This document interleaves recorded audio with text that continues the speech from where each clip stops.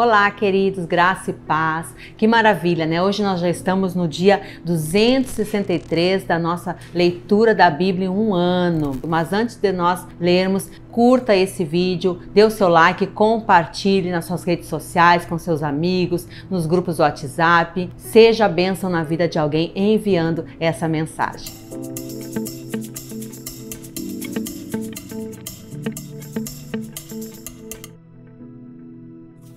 Vamos ler 2 Crônicas 31, você pode acompanhar aí na sua Bíblia. Aqui inicia com os israelitas removendo todos os ídolos e altares pagãos. Diz aqui, quebraram as estátuas, cortaram os postes ídolos e derribaram os altos e altares por todo Judá e Benjamim, como também em Efraim e Manassés, até que tudo destruíram. Logo, a partir do versículo 2, nós vemos aqui Ezequias organizando o serviço no templo, dando a cada um, aos sacerdotes e aos levitas, as suas responsabilidades, os deveres que eles teriam no culto e no templo. E aqui no versículo 2 diz assim: estabeleceu Ezequias os turnos dos sacerdotes e dos levitas, turno após turno, segundo o seu ofício, os sacerdotes e levitas para o holocausto e para as ofertas pacíficas, para ministrarem e cantarem portas adentro nos arraiais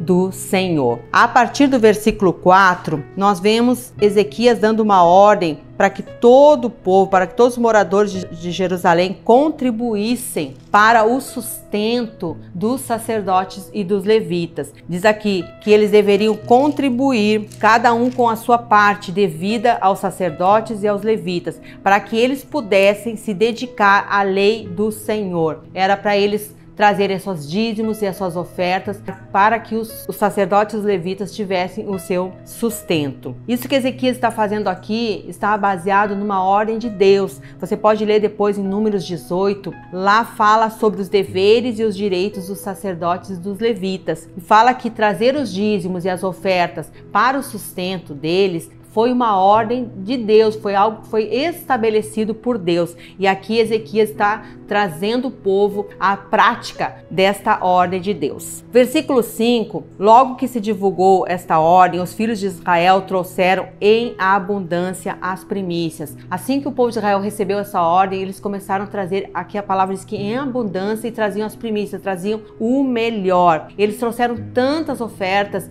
que juntou montes e montes, montões e montões de ofertas, de pilhas de ofertas, que lá no versículo 11 fala que Ezequias manda construir um depósito no templo para guardar tudo aquilo que estava ali, tudo aquilo que o povo estava trazendo e não estava sendo ainda utilizado. Versículo 9, nós vemos Ezequias perguntando aos sacerdotes e aos levitas acerca daqueles montões. Então o sumo sacerdote Azarias, da casa de Zadok, lhe respondeu: desde que se começou a trazer à casa do Senhor essas ofertas, temos comido e temos fartado delas, e ainda há sobra em abundância, porque o Senhor abençoou o seu povo. Aqui ele está falando que quanto mais o povo trazia, o povo abençoava com as suas ofertas, com seus dízimos em abundância, trazendo sempre o melhor, Deus ia abençoando cada vez mais o povo. E por causa da generosidade do coração do povo, havia essa abundância ainda de sobra das ofertas trazidas. Aqui no versículo 20 diz assim: assim fez Ezequias em todo o Judá, fez o que era bom, reto e verdadeiro perante o Senhor Deus. Em toda a obra que começou no serviço da casa de Deus, na lei e nos mandamentos, para buscar a seu Deus, de todo o coração o fez e prosperou. Que nós possamos também ter o nosso coração como o coração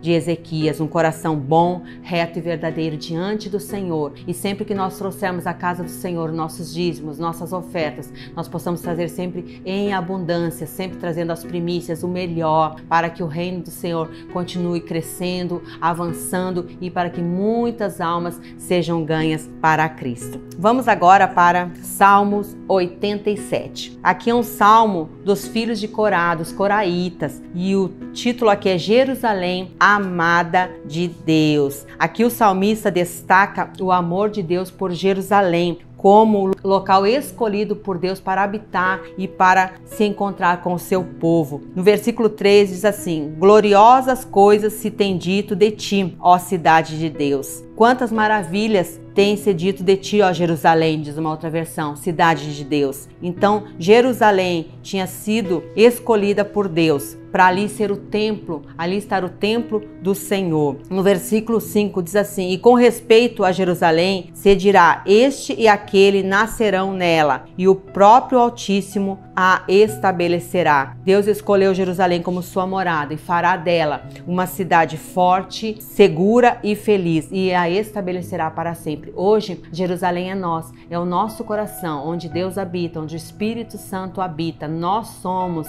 sacerdócio real, nós somos nação santa, povo escolhido do Senhor, propriedade exclusiva dele. Nós somos hoje o templo do Espírito Santo. Vamos para João 20, do versículo 1 ao versículo 18. Aqui nos conta a respeito da ressurreição de Jesus e o aparecimento de Jesus a Maria Madalena. Inicia o texto aqui falando que Maria Madalena vai no primeiro dia da semana, no domingo, ainda de madrugada, estava escuro, diz aqui, e ela chega no sepulcro e viu que a pedra havia sido removida. Então ela sai correndo, vai até Pedro, até João, fala para eles o que havia acontecido. Eles vêm até o sepulcro e realmente Maria tinha razão, Maria Madalena estava certa, a pedra tinha sido removida. Eles entram no sepulcro e viram que Jesus não estava mais lá, o corpo de Jesus não estava mais lá. No versículo 9, olha só que interessante que diz aqui: pois ainda não tinham compreendido a Escritura, que era necessário ressuscitar ele dentre os mortos.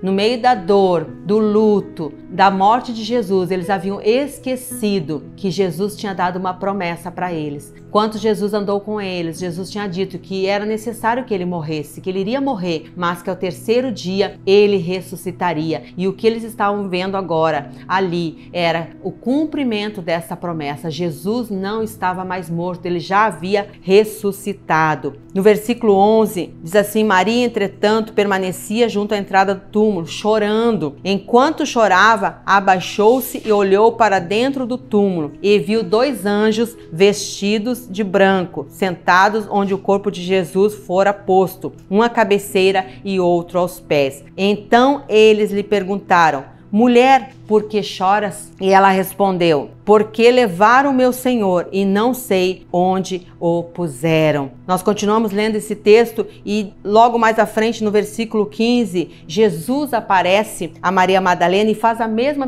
pergunta: mulher, por que tu choras? E ela pensa que ele é o jardineiro. Aí ela pergunta também aonde ele colocou o corpo, que era para ele entregar para ela o corpo de Jesus. Mas quando Jesus disse para ela: Maria, aqui no versículo 16, voltando-se, lhe disse em hebraico, Rabone, que quer dizer mestre. Quando Jesus chamou Maria Madalena pelo nome, ela reconheceu a voz do mestre, porque as ovelhas, elas conhecem a voz do seu mestre, do seu pastor. Lá em Lucas 24, conta essa mesma história. No versículo 5, diz assim: por que buscar entre os mortos aquele que vive? Ele não está aqui, ele ressuscitou. Foi assim que eles encontraram o sepulcro vazio, porque Jesus vive, ele vive, porque ele vive, nós podemos crer no amanhã. Nós também, queridos, temos uma promessa. Jesus nos deixou uma promessa para a sua igreja, que está lá em João 14, do 1 ao 3. Ele disse que ele iria para o Pai preparar um lugar para nós e ele voltaria para nos buscar e nós estaríamos com ele por toda a eternidade. Então, em meio às suas lutas, suas dificuldades, suas dores, seu luto, não esqueça da promessa. Jesus prometeu e nós cremos que em breve essa promessa será cumprida. Ele virá buscar a sua igreja, ele virá buscar o seu povo. Amém, queridos? Deus abençoe você, abençoe sua família e não esqueça de curtir e compartilhar esse vídeo.